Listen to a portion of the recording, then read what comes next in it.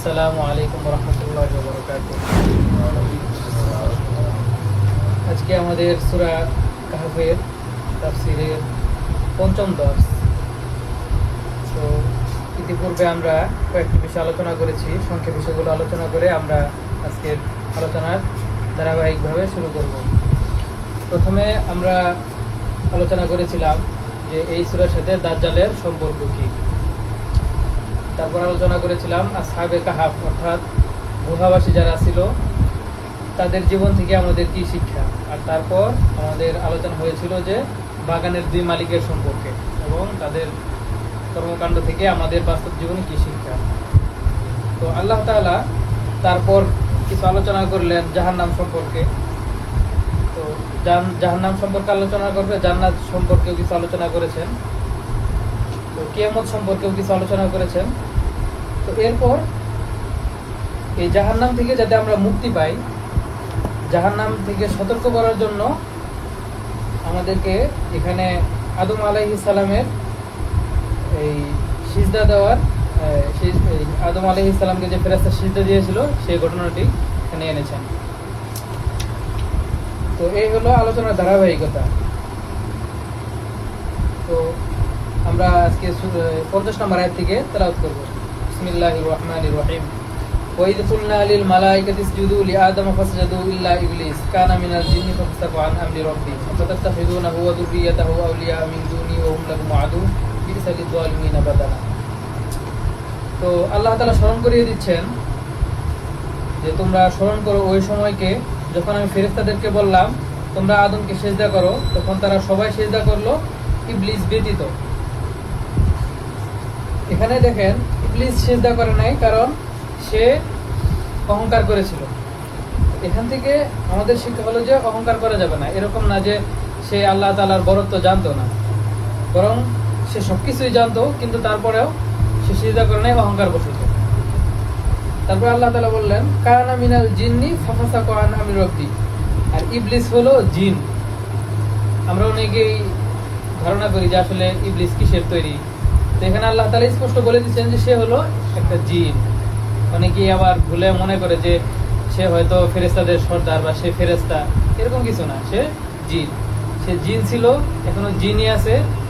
সে বিভিন্নভাবে মানুষকে প্রতারিত করে। যেমন আমরা অনেক সময় দেখি যে যারা বিধর্মী আছে তারা তাদের মূর্তিদেরকে পূজা করার পরে তারা নাকি সরাসরি তাদের দেবতাদের তাদের কাছে চলে আসে, এবং বিভিন্ন মুভিতেও তারা দেখায় যে দেবতা তাদেরকে সরাসরি সাহায্য করতেছে। তো এই যে কারসাজিগুলা, এগুলো মূলত ইবলিসের কারসাজি। মূলত জিনের মাধ্যমেই তারা এইগুলা কাজ করে। যারা এই শিরকের কাজ করে, বিভিন্ন রকম ভেলকি দেখায় বা জাদুটোনা করে, সবকিছু এই জিনের। কারণ আল্লাহ তাআলা জিনকে বিভিন্ন শক্তি দিয়েছে। তো এরপরে যদি কেউ কোনো ভেলকি দেখায় যে এটাই সত্য, এই মতাদর্শ সত্য, কারণ এখানে অনেক আশ্চর্যজনক জিনিস আছে, তা আশ্চর্যজনক কিছু হইলে সেটা সত্য, সেটা এরকম না। দেখা যায় অনেক ভণ্ডবীর আছে, তারা অনেক কারামতি দেখায় আর বলে যে আমি আল্লাহ তাআলার প্রেরিত পুরুষ, এটাই সত্য। তো ভেলকিবাজি এটা ইসলাম সমর্থন করে না, আর এটা সত্য হওয়ার কোনো প্রমাণ না। তো দেখেন এখানে আপনার একটা প্রশ্ন আসতে পারে যে আদম আলাইহিস সালাম ছিলেন একজন নবী। তো তিনি নবী হওয়ার পরেও কেন আল্লাহ তাআলার নাফরমানি, আল্লাহ তাআলার নাফরমানি বলা যায় না, আল্লাহ তাআলার আদেশ তিনি ভুলে গেলেন। তো দেখেন এর আগে কখনো প্রতারণার কোনো ঘটনা কি ঘটছে পৃথিবীতে? এর আগে কোনো প্রতারণা ছিল না, ওইটাই ছিল প্রথম প্রতারণা। তো যার কারণে আদম আলাইহিস সালাম বিষয়টা বুঝতে পারে না যে তার সাথে প্রতারণা করা হচ্ছে। আর ইবলিস এখানে যে মূল হাতিয়ার ব্যবহার করেছে সেটা আমাদের খুব ভালোভাবে খেয়াল রাখতে হবে। সেটা হলো ইবলিস কিন্তু গিয়ে এভাবে বলছিল যে তুমি এই গাছের ফল খাও, কারণ এটা হলো অমর গাছ। নাম কি? অমর গাছ, শাজারাতুল খুলদি, মানে অমর গাছ। এখানে এই ফল খাইলে কেউ আর কোনোদিন মরে না, তার রাজত্ব চিরকাল থাকে। তো দেখেন আল্লাহ তাআলা যে গাছকে নিষিদ্ধ করছে, তো আদম একটা সুন্দর নাম দিয়ে দিচ্ছে, যে নাম দেওয়ার কারণে আদম আলাইহিস সালাম বিষয়টা বুঝতে পারে নাই। তো বর্তমানে সমাজে এই সমস্যাটা হয়, নাম পরিবর্তন করে দেয়। যখন আপনার সুদ খাইতে খারাপ লাগবে, আপনাকে বলবে তুমি সুদখোর। তো তখন সে টাকা রাখবে ইসলামী ব্যাংকে, সেটা মুনাফা খাবে, সে সুদ খাবে না। তো তখন আর এই সুদ খাওয়া যে খারাপ, এটা তার খারাপ লাগবে না। তারপর আপনার খেলাধুলার ভিতরে যে বাজি ধরে খেলে, তখন এটাকে যদি আপনি জুয়া বলেন তাহলে খারাপ লাগবে, বাজি বললে সমস্যা নেই। তারপর এই যে অশ্লীলতা, একজন নারী পুরুষ, একজন ছেলে মেয়ে প্রাপ্তবয়স্ক, তাদেরকে ইসলাম কথা বলা দেখা হারাম করছে, কিন্তু এটাকে তারা অশ্লীলতা নাম দেন, নাম দিয়ে হলো জাস্ট ফ্রেন্ডশিপ। তো তখন আর এই অশ্লীলতা যাইতে বা একসাথে নির্জনে বসতে বা ছেলে মেয়ে অবাধ মিলামেশা করতে তাদের খারাপ লাগে না। তো তারপরে আবার ঘুষ যে দেয়, তো ঘুষের নাম যে খরচ, তা আমি কাজটা করবো, আমাকে একটু খরচ দেওয়া লাগবে। তো এই খরচের কথা বললে তখন আর ওই ঘুষটা কানে বাজে না, তখন আর খারাপ লাগে না। তারপরে অনেকে বলে যে একটা হারাম কোনো জায়গায় সে কাজ করতেছে, মনে করেন যে মদের বারে বা জুয়ার বারে কাজ করতেছে, সে কি খারাপের সহযোগী না? খারাপের সহযোগিতা করাটাও খারাপ, হারাম। তো তাকে বললে সে বলে যে এটা তো আমি স্যালারি পাই। তারপরে অনলাইনে বেডিং অনেক অ্যাপস আছে, তো এখানে দেখা যায় অনেকভাবে ইনকাম করা যায়, দেখা যায় অনেক হারাম ওয়েবসাইটে আপনি বিজ্ঞাপন দিয়েও টাকা কামাইতে পারেন, তো বলবো এটা আবার ইনকাম। তো এরকম শব্দের ধোঁকায় পড়া যাবে না। হারাম যেটা সেটা হারামই, যেটা আপনি নাম পরিবর্তন করলেও হারাম থাকবে, আবার এটা অন্য বিপরীত করলেও হারাম হারামই থাকবে, হারাম কখনো হালাল হবে না। এই জন্য এটা শয়তানের ধোঁকা, এটা একদম শয়তানের ধোঁকা, একদম পৃথিবীর প্রথম ধোঁকা। তো এটাই আমরা নিয়ে বয়ে বেড়াচ্ছি, আমরা বুঝতে পারতেছি না। তারপর আল্লাহ তাআলা বলছেন যে আফাতাত্তাখিযুনাহু ওয়া যুররিয়াতাহু আউলিয়া মিন দুনি ওয়া হুম লাকুম আদু বিসাল যালিমিনা বাদালা, যে তোমরা কি তাকে এবং তার বংশধরকে আমার পরিবর্তে অভিভাবক হিসেবে গ্রহণ করবে, অথচ সে তোমাদের শত্রু? সে না, তারা তোমাদের শত্রু। তো এখানে দেখেন আল্লাহ তাআলা শুধু ইবলিস থেকে সতর্ক করেন নাই, বরং তার বংশধর যারা আছে, বংশধর থেকেও সাহায্য চাইতে বলছে। তো বংশধর কারা? মানে ইবলিস যাদের উপরে আসর করে, যাদেরকে দিয়ে কাজ করায়, তারাই হলো তার বংশধর। যেমন আপনি একটা ভালো কাজ করবেন, তো আপনার ইমান ঠিক আছে যে না আমি এই ভালো কাজটা করবই, তখন আপনার পাড়া প্রতিবেশী কি করবে? আপনাকে অনেক কটাক্ষ করবে, আপনাকে এখান থেকে ফিরিয়ে দিবে। পাড়া প্রতিবেশী, বন্ধু বান্ধব যারা ইসলাম থেকে আপনাকে দূরে রাখবে, তারাই হলো শয়তানের বংশধর। সরাসরি তাদেরকে শয়তান বলবো না, কিন্তু তারা শয়তানের বংশধর হয়ে কাজ করতেছে। তো এই বিষয়গুলো আমাদের খেয়াল রাখতে হবে। তারপরে আল্লাহ তাআলা বলতেছেন যে মা শাতুম খালকাস সামাওয়াতি ওয়াল আরদি ওয়ালা খালকা আনফুসিহিম। তো এখানে আল্লাহ তাআলা বলছেন যে তোমরা যাদেরকে গ্রহণ করতেছো তাদেরকে আমি আসমান জমিন সৃষ্টির সময় সাহায্যকারী হিসাবে নেইনি। আর ওই দিনকে স্মরণ করো যখন বলা হবে যে তোমরা তোমাদের যে প্রতিমাগুলো আছে তাদেরকে ডাকো, যাদেরকে মনে করতে যে তারা আমার শরীক। তো তখন তারা জবাব দিবে না, আর তাদের মাঝখানে একটা পর্দা থাকবে, আর তারা জাহান্নামে যাবে। ওয়ালাকাদ সাররাফনা ফি হাযাল কুরআনি লিন-নাসি মিন কুল্লি মাসাল ওয়া কানাল ইনসানু আকসারা শাইইন জাদালা। আর আমি কোরআনে সবকিছু বর্ণনা করে দিয়েছি। আল্লাহ তাআলা যদি কোরআনে সবকিছু বর্ণনা করে দিয়ে থাকে তাহলে মানুষ মানে না কেন? আল্লাহ তাআলা উত্তর দিয়ে দিয়েছেন যে ওয়া কানাল ইনসানু আকসারা শাইইন জাদালা, মানুষ তর্কপ্রিয়, মানুষ তর্ক করে। এটাকে সাইকোলজির ভাষায় বলে কনফার্মেশন বায়াস বা কগনিটিভ বায়াস বলে আর কি। অর্থাৎ আপনি যখন একটা জিনিস সিদ্ধান্ত নেবেন, তো সিদ্ধান্ত নেওয়ার পরে ওই বিষয়ের যত পজিটিভ দিকগুলো আছে ওগুলো আপনার চোখের সামনে আসবে, তো এর বিপরীতে যে বিষয় আছে এগুলো আপনার চোখে আসবে না। তো যখন আল্লাহ তাআলা মানুষকে একটা ফিতরত দিয়ে তৈরি করছে না, যে মানুষের এমন ফিতরত যে সে যখন কোনো খারাপ কাজ করবে তখন তার মন বাধা দিবে।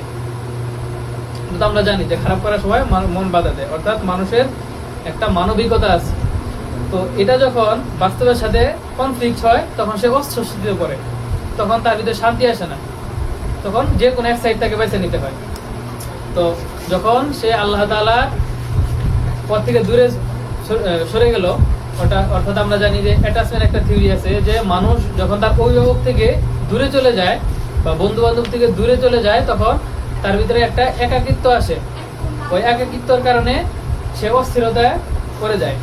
তো আল্লাহ তাআলা তো আমাদের সকলের অভিভাবক, কারণ আল্লাহ তাআলা ছাড়া যত অভিভাবক আছে তারা সবাই কিন্তু সাময়িক, আজকে আছে কালকে নাই এরকম।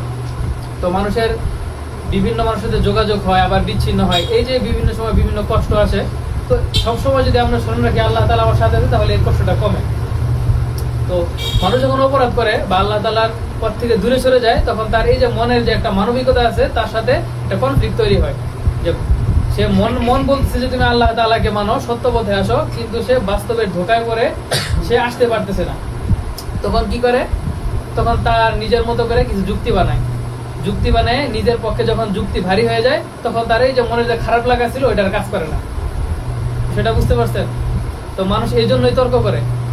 কেউ যদি আমাকে একটা ভালো কথা বলে, আমার যদি মানতে মনে না চায়, তখন তো আমার অস্থিরতা তৈরি হবে যে ভালো কাজটা করতেছি না। তখন আমি কি করবো? ওই ভালো কাজের বিরুদ্ধে যত তর্ক যুক্তি আছে ওগুলো আমি বারবার বলবো, মানুষকে বলবো। তাতে কি হবে? আমার অন্তরে ওই খারাপের বিষয়টাই প্রাধান্য পাবে। তখন আর আমার ওই মনের অস্থিরতা থাকবে না, তখন আমার মনটাই কলুষিত হয়ে যাবে, তখন আমার অন্তর আবৃত হয়ে যাবে, তখন আর ভালো কথা আমার কানে আসবে না। তো এটাই আল্লাহ তাআলার সামনে বলতেছেন, ওমা মানা আন-নাসা ইন ইরজাহুম হুদা ওয়া ইস্তাগফিরু রাব্বাহুম ইল্লা আন তা'তিয়াহুম সুন্নাতুল আউয়ালিনা ওয়া ইয়া'তিয়াহুম আযাবু কুবুলা ওয়া নুরসিলুল মুরসালিনা ইল্লা মুবাশশিরিনা ওয়া মুনযিরিন ইলা আখিরিল আয়াত। অর্থাৎ আমার আযাব আসার আগ পর্যন্ত অথবা তাদের পূর্ববর্তীদের যে পরিণতি হয়েছিল সেই পরিণতি হওয়ার আগ পর্যন্ত তারা ঈমান আনছে না, মানুষকে বাধা দিচ্ছে এবং তারা ইস্তেগফার করতেছে না। অর্থাৎ মানুষ দেখতেছে যে আমাদের উপর যেহেতু আযাব আসতেছে না, তাহলে আমরা এখন ঈমান আনবো কেন? তো এটা হলো মানুষের একটা বড় ধোঁকা। মানুষ মনে করে যে আমার বিপদ আসে নাই আর আসবে না, তো এক সময় কিন্তু আযাব চলে আসে।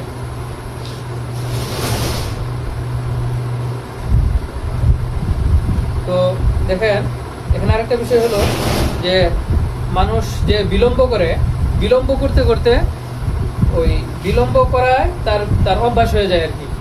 মানে অভ্যাস এমন একটা জিনিস, যেটা আপনি করতে থাকবেন ওটা আপনার ভালো লাগবে, আর যেটা করতে থাকবেন না ওটা ভালো লাগবে না। যেমন কেউ যদি নামাজ পড়ে না, তো নামাজ তার কাছে একটা ফোবিয়া হয়ে যাবে। নামাজ মসজিদের আশেপাশে যেতে তার ভয় লাগবে, বা মসজিদে যারা থাকে তাদের সামনে যেতে তার একটা সংকোচ কাজ করবে। তো একদিন কোনোভাবে যদি সে মসজিদে যায়, 2-1 দিন নামাজ পড়ে, তখন তার অভ্যাস হয়ে যাবে, তখন না যাওয়াটাই তার কাছে খারাপ লাগবে। তো তারা যদি সাহস করে ঈমান আনতো বা সৎপথে চলতো, তাহলে তাদের এই বাধা দূর হয়ে যেত। কিন্তু আজ না কাল, কাল না পরশু, এভাবে তাদের বিলম্ব হচ্ছে। তো আল্লাহ তাআলা তারপর বলতেছেন যে ওমা নুরসিলুল মুরসালিনা ইল্লা মুবাশশিরিনা ওয়া মুনযিরিন ওয়া ইউজাদিলুল লাযিনা কাফারু বিল বাতিলি লিয়াহদু বিল হাক্কি ওয়া তাখুযু আয়াতি ওয়া মা উনজিলু হুজুয়া। যে এটাই আল্লাহ তাআলা বলতেছেন যে আমি নবী রাসূলদেরকে পাঠিয়েছি সতর্ককারী হিসাবে এবং সুসংবাদদাতা হিসাবে, আর যারা কাফের তারা সত্য নিয়ে বাকবিতণ্ডা করে। দেখেন, সত্য কোনটা? কোরআন তো সত্য, এটা নিয়ে কারো সন্দেহ আছে? হাদিস তো সত্য। তো এই সত্য নিয়ে যারা বাকবিতণ্ডা করে তারা কাফের। আল্লাহ তাআলা এখানে বলে দিচ্ছে যে কাফেররাই সত্য নিয়ে কি করে? বাকবিতণ্ডা করে। তাহলে আমরা অনেক সময় কোরআনের অনেক বিষয় নিয়ে অনেকে আপত্তি তুলে না, এই বিষয় নিয়ে আপত্তি তুলে। তো যারা আপত্তি তুলতেছে তারা তো সত্য নিয়ে বাকবিতণ্ডা করতেছে। তো এখানে কোনো সন্দেহ নেই যে তারা কাফের। সে মুসলমান ঘরের জন্ম হোক, তার নাম যত ইসলামিক হোক, কোরআনের যে আয়াত, কোরআনের যে হুকুম, এর বিরুদ্ধে, কোরআনের যে আইন, এর বিরুদ্ধে কেউ প্রশ্ন তুললেই সে কাফের হয়ে যাবে। স্পষ্ট আল্লাহ তাআলা এখানে বলে দিচ্ছেন, ইন্না জাআলনা আলা কুলুবিহিম আকিন্নাতান আন ইয়াফকাহু ওয়া ফি আযানিহিম ওয়াকরা ওয়া ইন তাদউহুম ইলাল হুদা ফালা ইয়াহতাদু ইযান আবাদা। আল্লাহ তাআলা বলতেছেন যে আমি তাদের অন্তরে পর্দা আবৃত করে দিয়েছি, ফলে তারা কোনো কিছুই বুঝে না, এবং তাদের কানে আমি মোহর মরে দিয়েছি। তুমি তাদেরকে যতই হেদায়েতের পথে ডাকো, তারা কখনোই ঈমান আনবে না বা হেদায়েত প্রাপ্ত হবে না। তো দেখেন, এখানে আল্লাহ তাআলা কি বললেন? যে আমি তাদের অন্তরে আবৃত করে দিয়েছি। এখন আপনার মনে হতে পারে যে আল্লাহ তাআলা যদি আবৃত করে দেয়, তাহলে সে হেদায়েত পাবে কিভাবে? প্রশ্ন আসতে পারে যে আল্লাহ তাআলা কেন এরকম ভাবে মানুষের অন্তরকে মোহর মেরে দিল? তো কোরআন তো একটা সাহিত্য। তো দেখেন, আল্লাহ তাআলা এখানে যে বিষয়টা বুঝাইতে চেয়েছেন যে প্রথমত তাদেরকে বাঁচানোর জন্য আল্লাহ তাআলা নবী রাসূল পাঠাইছে না? পাঠাইছে। পাঠানোর পরেও তারা কি করতেছে? সত্য নিয়ে বাকবিতণ্ডা করতেছে। তো ওই যে বলছিলাম যে কগনিটিভ বায়াস, যে একটা জিনিস যখন মানুষ শোনে আর সেটা নিয়ে বারবার কি করে? তর্ক করতে থাকে। আবার কি করে? যখন মনে করেন যে সত্যের বিরুদ্ধে আসলে তো মিথ্যা ওইভাবে দাঁড়াইতে পারে না, তখন কি করে? আল্লাহ তাআলা বলছেন যে ওয়াত্তাখাযু আয়াতি ওয়া মা উনযিরু হুজুয়া, তারা ঠাট্টা বিদ্রূপ শুরু করে। তো একজন ভালো মানুষ, তার বিরুদ্ধে যখন আপনি প্রথম তর্ক করবেন, বিরুদ্ধে কথা বলবেন, ঠাট্টা করতে থাকবেন, তখন অটোমেটিকলি তার বিরুদ্ধে আপনার মন কঠোর হয়ে যাবে। তো তারা যে সত্য প্রত্যাখ্যান করছে প্রথম, আবার বাকবিতণ্ডা করছে, আবার উপহাস করছে, এইসব করতে করতে করতে করতে এটা তাদের অভ্যাসে পরিণত হয়ে গেছে। অর্থাৎ তাদের অটোমেটিকলি তাদের অন্তরে কি হয়ে গেছে? আবৃত হয়ে গেছে। আল্লাহ তাআলার আলাদাভাবে করতে হয় নাই। তো আল্লাহ তাআলা তাহলে কেন বললেন যে আমি তাদের অন্তরে মোহর মেরে দিছি? তো এটা হলো রিভার্স থিওরি। মানে একটা ছোট বাবু, মানে ছোট শিশুকে যখন বলবেন যে তুমি এই কাজটা করো না, তখন কি করবে? এটা বেশি করে করবে। তো তারা তো আল্লাহ তাআলার অবাধ্য করতে করতে এই পর্যন্ত আসছে। তখন আল্লাহ তাআলা বললেন যে আচ্ছা ঠিক আছে, তোমরা তো ঈমান আনতে পারবে না, তোমাদের ঈমান আনার মতো অবস্থা নাই, তোমাদের অন্তরে আমি মোহর মেরেছি, তোমাদের দ্বারা আর কাজ হবে না। তখন তাদের ইগোতে যাতে একটু হার্ট হয়, ইগোতে লাগে কি আল্লাহ তাআলা বলছে যে আমি ঈমান আনতে পারবো না, তাহলে ঈমান এনে দেখাই দিই যাবে। তো আল্লাহ তাআলা এটা প্রয়োগ করছে, কিন্তু তাদের অন্তর এতটাই মোহর মারা ছিল যে তারা শেষ পর্যন্ত ঈমান আনে নাই। তো এভাবেই আল্লাহ তাআলা অনেক ভাবে বান্দাকে হেদায়েত দিতে চান, কিন্তু যারা হেদায়েত পায় না তাদের কপাল খারাপ। দেখেন তারপরের আয়াতে আল্লাহ তাআলা কি বলতেছেন?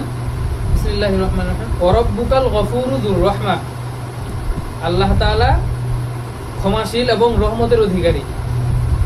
দেখেন প্রথম আয়াতে বললেন যে তাদের অন্তরে আমি মোহর মেরে দিয়েছি, তাই তারা ঈমান আনবে না। তারপরে আবার বলল যে আল্লাহ তাআলা ক্ষমাশীল এবং রহমতের অধিকারী, যে ঠিক আছে তুমি যদি ঈমান না এনে থাকো বা অপরাধ করে থাকো, আল্লাহ তাআলা কি ক্ষমাশীল, অর্থাৎ তাওবার দরজা কখনোই বন্ধ হয় না, এরপরেও তোমরা ঈমান আনো। তো তারপরে আল্লাহ তাআলা বলতেছেন যে মানুষকে যদি আল্লাহ তাআলা তার কাজের কারণে সরাসরি পাকড়াও করতেন, তাহলে তাদেরকে আগে ধ্বংস করে দিতে পারতেন। কিন্তু আল্লাহ তাআলা কি করেন? মানুষের জন্য একটা নির্ধারিত সময় নির্ধারণ করেন, তার আগে মানুষকে কিছু বলেন না, আর তারপরে আর সুযোগ দেন না। পূর্ববর্তীদের এই অবস্থায় হয়েছিল। তো এখানে দেখেন আমরা দেখি সমাজে যারা দুষ্ট লোক, তারা তাদের বিপদ আপদ কম হয়, আবার যারা শয়তান লোক এরা আবার হায়াত হবে বেশি, সহজে মরে না, ভালো লোকগুলো তাড়াতাড়ি মরে যায়। তো অনেক মানুষ দেখে যে আমি সামান্য একটা অপরাধ করলে আমার উপর অনেক বড় বড় বিপদ আসতেছে, কিন্তু আরেক লোক সারা জীবন শয়তানি করতেছে, তার কিচ্ছু হচ্ছে না। তখন তার ইমানে দুর্বলতা আছে। আল্লাহ এটা কেমন বিচার? আমি ভালো মানুষ, আমি কিছু করার আগে আমার উপর আযাব আসতেছে, আর আরেকজন খারাপ মানুষের কিছুই হচ্ছে না, তাহলে আল্লাহ তাআলা কি খারাপের পক্ষ নিল? নাউযুবিল্লাহ, এরকম মনে হতে পারে। তো দেখেন আল্লাহ তাআলা এটা আরেক আয়াতে বলে দিয়েছেন, বিসমিল্লাহির রহমানির রহিম, ওয়ালা তাহসাবান্নাল্লাযীনা কাফারু আন্নামা নুমলি লাহুম খায়রুল লিআনফুসিহিম ইন্নামা নুমলি লাহুম লিয়াজদাদু ইসমা। এটা হলো যে আমি যে তাদেরকে একটা নির্ধারিত সুযোগ দেই, এটা মূলত আমি তাদেরকে তাওবা করার জন্য সুযোগ দিই। যে খারাপ কাজ করতেছে, এটা নির্দিষ্ট সময় দেয় যে সে ভালো হোক, সে যাতে বলতে না পারে আল্লাহ তুমি আমাকে ভালো হওয়ার সময় দাও নাই। তো এই সুযোগটা আল্লাহ তাআলা কেন দেন? ভালো হওয়ার জন্য দেন। আর সে কি করে? এটা খারাপ কাজ বাড়াইতেই থাকে। তো এই যে খারাপ কাজ তার বাড়তেছে, তার আমলনামা ভারী হচ্ছে, এটা মনে করে না তার জন্য ভালো। অর্থাৎ আমরা যে মনে করতেছি যে খারাপ কাজ করেও বারবার বেঁচে যাচ্ছে, এটা তার জন্য ভালো, এটা আল্লাহ তাআলা ভাবতে নিষেধ করেছে। সেটা ক্লিয়ার হয়েছে কি? তো এরপরে আল্লাহ তাআলা মুসা আলাইহিস সালামের কাহিনী বর্ণনা করলেন। আমরা জানি এই সূরা কাহফে 4টা ঘটনা আছে, তার ভিতরে 2টা আমরা পড়েছি, আসহাবে কাহফের ঘটনা পড়েছি, আর 2 বাগানের মালিকের ঘটনা পড়েছি, আর 2টা ঘটনা বাকি আছে। একটা হলো মুসা আলাইহিস সালামের, আর একটা হলো যুলকারনাইনের। তো এখন পূর্ববর্তী বিষয়গুলোর সাথে এই ঘটনার সামঞ্জস্য কি? দেখেন এখানে মোটামুটি একটা ইতিহাস বর্ণনা করছে। ইতিহাস কেমন, যে পূর্ববর্তীরা এইভাবে ধ্বংস হয়েছে, পূর্ববর্তীরা এরকম সত্য নিয়ে বিদ্রুপ করতো এবং সত্য নিয়ে বিতর্ক করতো। তো এই যে অতীতের যে বিষয়গুলা বর্ণনা করছে, যে নবী রাসূলকে আল্লাহ তাআলা সুসংবাদদাতা হিসেবে পাঠাইছে, তো এই ইতিহাসের পরে তো মানুষের ভিতরে একটা জ্ঞানের প্রতি আগ্রহ তৈরি হয়, তাহলে আমরা কি করব, আমাদের কি করা উচিত। তো এই জন্য আল্লাহ তাআলা মুসা আলাইহিস সালামের ঘটনা নিয়ে আসছেন। মুসা আলাইহিস সালামের এই ঘটনাটা জ্ঞান কেন্দ্রিক, জ্ঞানের মর্যাদা, জ্ঞানের গুরুত্ব এ সম্পর্কে। তো এই ঘটনার পটভূমি কি বা শানে নুজুল কি? শানে নুজুল হলো যে হযরত মুসা আলাইহিস সালাম একবার দিনী আলোচনা করতেছিলেন, তখন একজন জিজ্ঞাসা করলেন যে বর্তমান সময়ে সবচেয়ে জ্ঞানী মানুষ কে? তখন মুসা আলাইহিস সালাম ভাবলেন যে যেহেতু আমি এই জামানার নবী, আল্লাহ তাআলা আমাকে জ্ঞান দান করেন, তো আমার জ্ঞানই সবচেয়ে বেশি। তো এটা বলার পরে এটা আল্লাহ তাআলার কাছে পছন্দ হয়নি, যে নিজের কথা নিজে বলছে। তো এই জন্য আল্লাহ তাআলা বলছেন যে তোমার চেয়েও জ্ঞানী আছে, তুমি তার সন্ধান করো। তো মুসা আলাইহিস সালাম তার এক সফর সঙ্গীকে নিয়ে এই জ্ঞানের সন্ধানে বের হলেন। তো এখানে এই নির্দেশনা দেওয়া ছিল যে তোমরা যাওয়ার সময় মাছ ভেজে নিয়ে যাবা। এই মাছটা যেখানে জীবিত হবে সেখানে ওই ব্যক্তিকে পাবা যে তোমাকে জ্ঞানের ক্ষেত্রে সাহায্য করবে, সে হলো খিজির আলাইহিস সালাম। তো আল্লাহ তাআলা ঘটনা বলতেছেন, ওয়াইদ ক্বালা মূসা লিফাতাহু লা আবরাহু হাত্তা আবলুগা মাজমাআল বাহরাইনি আও আমদিয়া হুকবা। ওই সময়কে স্মরণ করো যখন মূসা আলাইহিস সালাম তার সঙ্গীকে বললেন যে আমরা সমুদ্রের মিলনস্থল আর কি যেখানে পাওয়ার কথা সেখানে পৌঁছানোর আগ পর্যন্ত আমরা থামবো না, প্রয়োজনে আমরা যুগ যুগ হাঁটতেই থাকবো, তারপরে আমরা থামবো না। তো এই আয়াত থেকে বোঝা যায় যে জ্ঞানের প্রতি তার আগ্রহ কত বেশি ছিল। তো আমরা যখন কোনো একটা কাজের সংকল্প করব, তখন এটা করার আগ পর্যন্ত আমরা কোনোভাবেই আমরা থামবো না। ফালাম্মা বালাগা মাজমা বাইনিহিমা নাসিয়া হুতাহুমা ফাত্তাখাযা সাবিলাহু ফিল বাহরি সারাবা। তারা যখন ওই জায়গায় পৌঁছলেন তখন ওই মাছের কথা ভুলে গেলেন। তারপর ওই জায়গা থেকে তারা আবার যাত্রা শুরু করলেন। ফালাম্মা জাওয়াজা ক্বালা লিফাতাহু আতিনা গাদাআনা লাকাদ লাকিনা মিন সাফারিনা হাযা নাসবা। তারপর তারা যখন ওই জায়গা থেকে অতিক্রম করলেন তখন অনেক দূর যাওয়ার পরে তাদের খিদা লাগলো। খিদা লাগার পরে মুসা আলাইহিস সালাম বললেন যে আমাদের খাবার বের করো, আমরা তো ক্লান্ত হয়ে গেছি। তো দেখেন এখানে সফরের কারণে ক্লান্ত হয়েছেন, এটা আল্লাহ তাআলা কোরআনে বলছে। অর্থাৎ জ্ঞানের জন্য যে আপনি কষ্ট করবেন, জ্ঞানের জন্য কষ্ট হওয়াটা স্বাভাবিক। আর জ্ঞানের জন্য শর্ত হলো সফর করা। সফর করা বলতে বাস্তব জ্ঞান অর্জন করা। আজকে তো আমরা দেখি যে কয়েকজন মানুষ একটা ইসলামিক বই পড়ে মনে করে যে আমি আলেম হয়ে গেছি, একটা দিনিয়াতে একটা সংক্ষিপ্ত একটা অনলাইন কোর্স করে মনে করে যে আলেমরা কি জানে। তো দেখেন একজন আলেম যে তার জীবনটা ইলমের জন্য অক্ষ করছে, এমনকি সে একটা দিনী পরিবেশে গড়ে উঠছে, তার জ্ঞান আর আপনার জ্ঞান কখনোই সমান হবে না। আপনি যতই বই পড়েন বা যতই অনলাইন কোর্স করেন, তার জ্ঞান সমান হবে না। তো এখানে একটু সংক্ষিপ্তভাবে মানে জ্ঞান সম্পর্কে দু একটা কথা বলে নেই, যে আসলে আমরা সমাজে দেখি যে অনেক শিক্ষিত মানুষ কিন্তু ঘুষ খাচ্ছে, আবার অনেক লেবাসধারী আলেম আছে যারা বিভিন্ন ফেতনায় জড়াচ্ছে। তো এগুলো কেন হয়? মানে শিক্ষিত মানুষ কেন দুর্নীতি করে, কেন ঘুষ খায়? আমাদের প্রশ্ন আসে না এটা? তো দেখেন জ্ঞান কাকে বলে, শিক্ষা কাকে বলে? শিক্ষা হলো এমন বিষয় যেটা মানুষের আচরণগত এবং দৃষ্টিভঙ্গিগত ইতিবাচক স্থায়ী পরিবর্তন করে। এটা শিক্ষা বিজ্ঞানের সংজ্ঞা, যে জ্ঞান ওই বিষয়কে বলবে যেটা আপনার আচরণ পরিবর্তন করবে, এটা হলো বাহ্যিক, এবং আপনার দৃষ্টিভঙ্গি পরিবর্তন করবে ইতিবাচকভাবে, স্থায়ীভাবে। তো এটাই হলো জ্ঞান। আর একটা জ্ঞান পরিপূর্ণ হওয়ার জন্য দুইটা জিনিস লাগে। কয়টা? দুইটা জিনিস। যদিও তিনটা জিনিস লাগে, কিন্তু 3 নাম্বারটা এখন আমাদের দরকার নেই। মূলত দুইটা বিষয় আমরা বলবো। একটা হলো কগনিটিভ ডোমেইন, এটা হলো জ্ঞান, মানে আমরা যেটা মুখস্থ করি আর কি, যে জিনিস আমরা স্মৃতিতে ধারণ করি সেটা হলো কগনিটিভ ডোমেইন। আর একটা হলো সাইকোমোটর। সাইকোমোটর জিনিসটা কি? সাইকো আমরা তো জানি মন, সাইকোলজি বলি না, সাইকো। আর মোটর মানে হলো যন্ত্র, মানে আমাদের শরীরের যে অঙ্গ প্রত্যঙ্গ এটা হলো মোটর, আর আমাদের মস্তিষ্ক হলো সাইকো। মানে এই দুইটার মানে যতক্ষণ পর্যন্ত সামঞ্জস্য না হবে সে পর্যন্ত এটাকে আমরা জ্ঞান বলতে পারবো না। উদাহরণ দিলে স্পষ্ট হবে যে আমরা জানলাম যে মানুষকে সালাম দিতে হয়, এটা আমি শিখলাম, এটা তো আমার মাথায় আছে, এদেরকে আমি শরীরে ফিট করছি এখন পর্যন্ত, তাহলে এটা আমার জ্ঞান পরিপূর্ণ হয়নি। যখন আমি মানুষকে সরাসরি সালাম দিব, কয়েকদিন সালাম দিব, তখন আমার এটা অটোমেটিক হয়ে যাবে, তখন মানুষকে দেখলে আমার মুখ দিয়ে সালাম বের হবে। এটা হলো জ্ঞান। আমরা যেমন সাইকেল চালানো শিখি না, আপনাকে যদি আমি সারাদিন সাইকেল চালানোর নিয়ম কানুন বলি, আপনি সব মুখস্থ করেন, আপনি পারবেন? পারবেন না। আপনি যখন চালাবেন মস্তিষ্কের সাথে আপনার ব্যালেন্স হয়ে যাবে, তখন এটা কি আপনার মস্তিষ্কের সাথে শরীরে যখন ব্যালেন্স হবে তখন এটা কি হবে? জ্ঞান পরিপূর্ণ হবে। তো যারা এই যে দুর্নীতি করে তারা শুধু বইয়ে পড়ছে যে দুর্নীতি করা যাবে না, এটা করা যাবে না, ওইটা করা যাবে না, কিন্তু স্কুলে কখনো তাদেরকে ডেমো দেখানো হয় নাই বা তাদেরকে ভালো কোনো কাজ করে দেখানো হয় নাই, যে তাদের সামনে কখনো এমন চিত্র উপস্থাপন করা হয় নাই যে কাউকে ঘুষ দিচ্ছে, সে নিচ্ছে না, এরকম একটা চিত্র তার সামনে এখন পর্যন্ত নাই। তো এরকম বর্তমান মাদ্রাসার ক্ষেত্রে এরকম হয়ে গেছে, মাদ্রাসাগুলোতে রেজাল্ট কেন্দ্রিক পড়াশোনা শুরু হয়ে গেছে। এটাও কি আমাদের একটা আলামত। আগে কি করতো?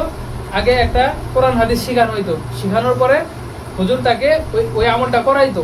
মনে করে যে নামাজের মাসআলা শিখছে, তাকে নামাজ পড়াইতো, সেজদায় কিভাবে দিতে হয় এটা পড়ায়, তারপর সেজদায় সামনাসামনি দেওয়াইতো। তো এই যে বিষয়গুলা আমাদের শরীরের সাথে আমার মনে যেটা আছে সেটা যখন ফিট না হবে এই পর্যন্ত সেটা জ্ঞান পরিপূর্ণ হবে না। তার মানে আমরা বর্তমানে শিক্ষা প্রতিষ্ঠানে শুধু ওই যে কগনিটিভ যে ডোমেইনটা, শুধু জ্ঞান আহরণ করতেছি।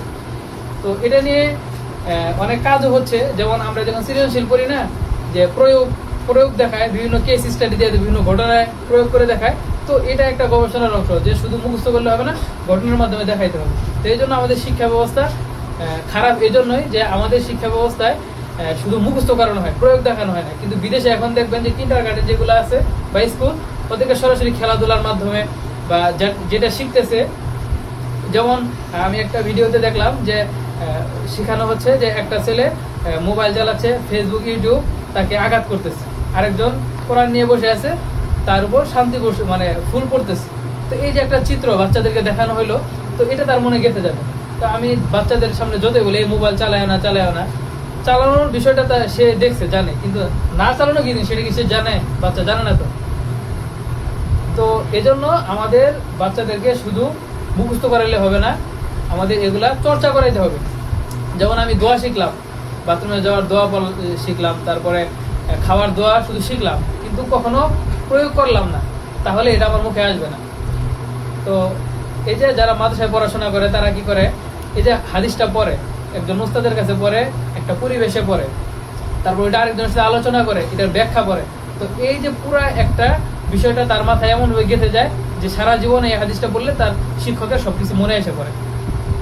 তো এটা সবকিছু কন্ডিশন হয়ে যায় আর কি। সবকিছুর ভিতরে একটা তার ইমোশন, তার চোখ, তার কান, তার পরিবেশ, তার শিক্ষক, তার মাদ্রাসা, সব কিছু তার শরীরের অন্তরের সাথে মিশে যায়। যার কারণে আপনি শুধু মোবাইল থেকে যে পড়লেন ওটা শুধু কি হবে, আপনার মাথায় গেঁথে যাবে, কিন্তু ওইটা আপনার শরীরে চর্চা হবে না। এই জন্য সরাসরি বাস্তব জ্ঞান আর শুধু মুখস্থ জ্ঞানের ভিতরে পার্থক্য বুঝতে পারছেন?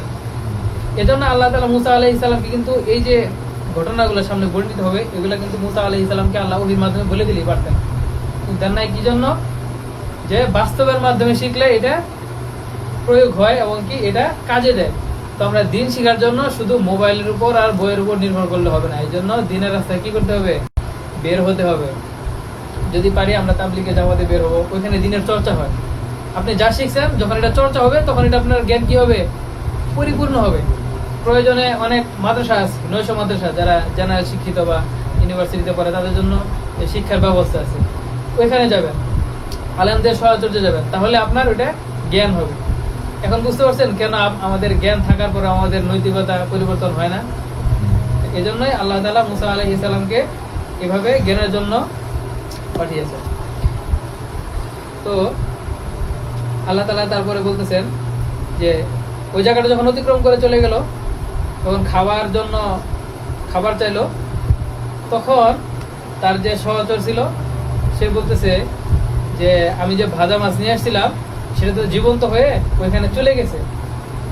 এটা আল্লাহ তাআলার একটা কুদরত, মানে এরকমই বলা ছিল, ওই ভাজা মাছটা যখন জীবন্ত হয়ে যাবে ওইখানেই তুমি তার সাক্ষাৎ পাবা। তো শয়তান এটা আমাকে ভুলাই দিছে।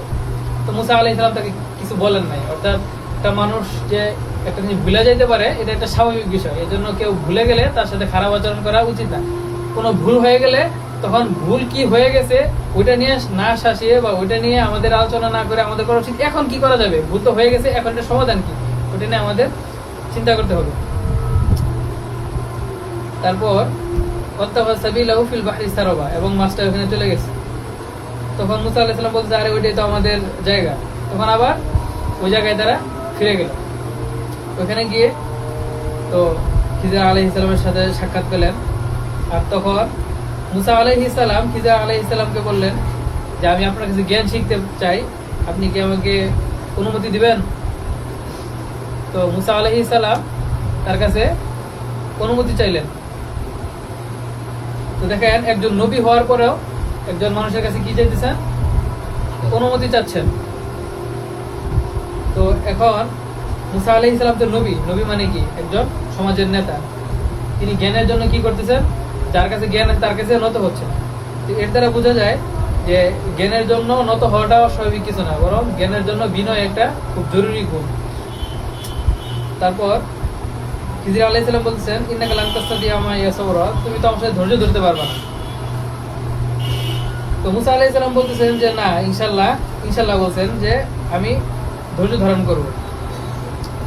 তো খিজির আলাইহিস সালাম বলতেছেন আচ্ছা ঠিক আছে, আমি যাই করি তুমি কি করতে পারবে না, আমাকে কোনো প্রশ্ন করতে পারবে না যে পর্যন্ত আমি তোমাকে ওইগুলো না বলবো, মানে আমি নিজের থেকে তোমাকে যে পর্যন্ত এগুলো সমাধান না দিব এই পর্যন্ত তুমি কোনো কথা বলবা না।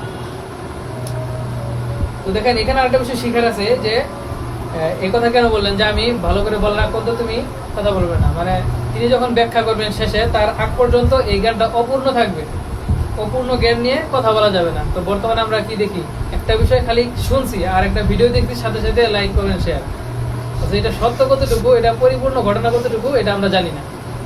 তো এই কাজটা করা যাবে না। তারপর তারা চলতে থাকলো। তো চলার পরে আমরা এই ঘটনা সবাই জানি, আমি এখন সংক্ষেপে ঘটনাটা শেষ করে দেবো যেহেতু সময় অল্প। যে একটা নৌকায় উঠলেন, নৌকায় ওঠার পরে কি করলেন, এটা ছিদ্র করে দিলেন।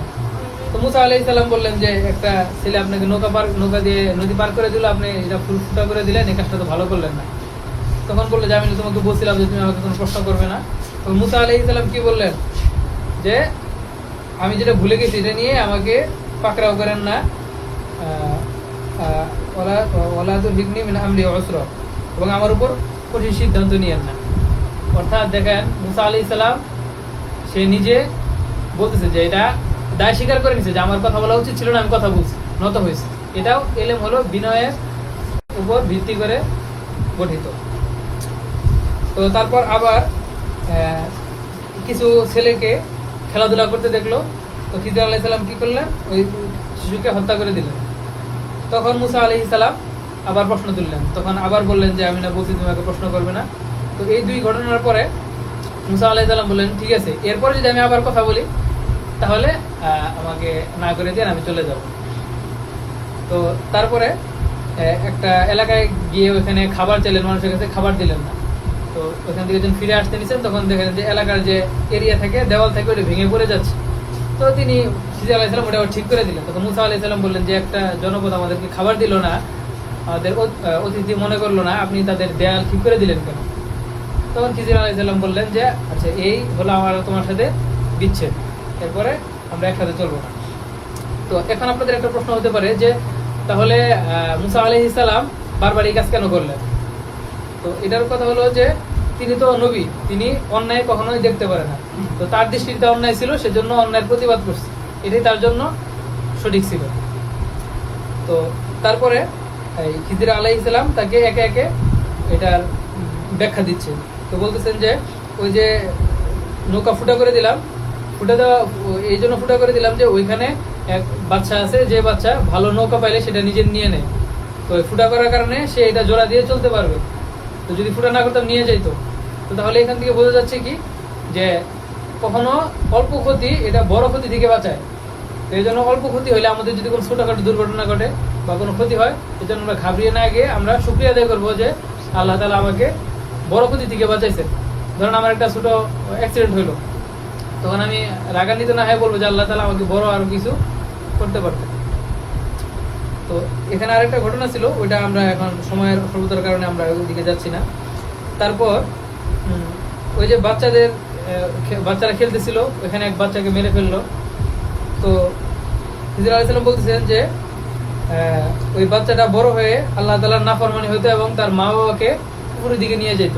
তো আল্লাহ তাআলা তাকে আরো ভালো একজন নেককার সন্তান দিবেন, এই জন্য আল্লাহ তাআলার আদেশে আমি এটা হত্যা করছি।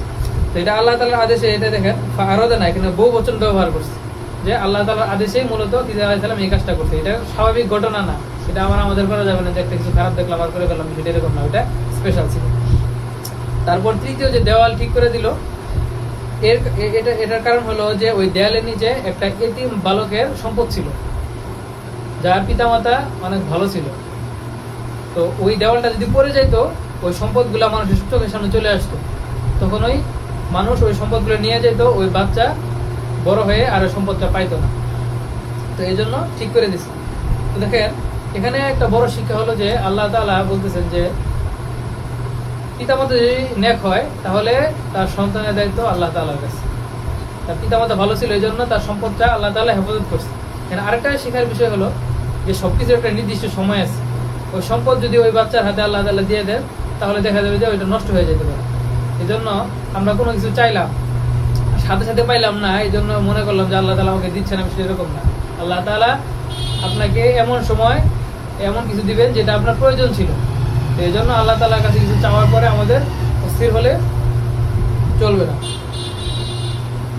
তো এই ছিল মোটামুটি মুসা আলাইহিস সালামের ঘটনা। তো সামনের দার্সে আমরা যুলকারনাইনের ঘটনা পড়ব এবং তার সাথে বর্তমান জামানের যে সম্পর্ক, এগুলো ইনশাআল্লাহ আলোচনা করব। তো এখানে আল্লাহ তাআলা যে আলোচনাগুলো হলো আমাদের সবাইকে বোঝার এবং এই অনুযায়ী জীবন গড়ে তৌফিক দান করুন। ওয়া আখিরু দাওয়ানা আলহামদুলিল্লাহি রাব্বিল আলামিন।